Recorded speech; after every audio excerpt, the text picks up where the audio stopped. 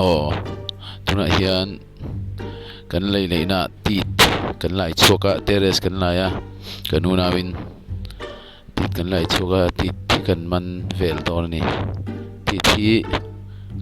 tun ma pun vai khat chu ka man to a hupan ngaya an lulama hian an mi tham shim po hi na ting hi tit lian to takan ne tit puitling ton nia mu tur zen pon vak to lo ni na nga chuan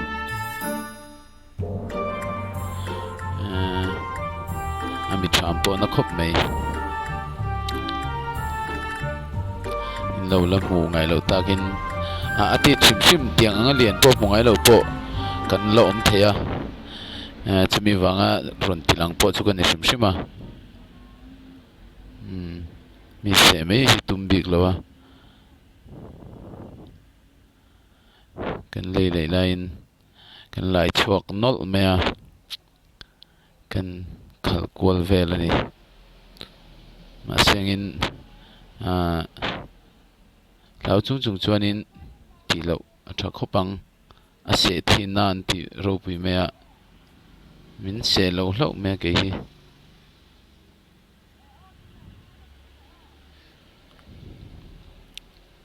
ti chi sang anom ve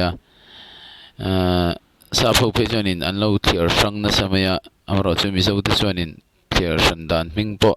kan la phuat thiam lowa ka fiat ve chu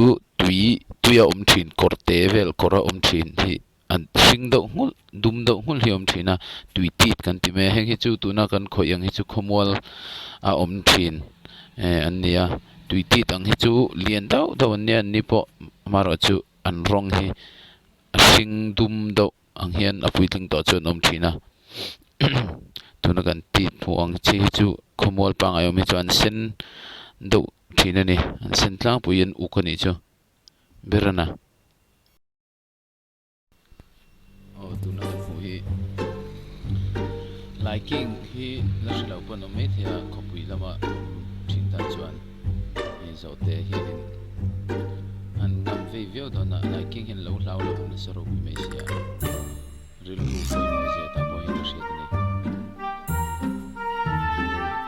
rilu ina ngam chuan a se saka mu toy fat me dai ko ngam to liking kon lau te min kan se ta se zote ko na beng chaw vat me dona chumi bana ni chuan self defense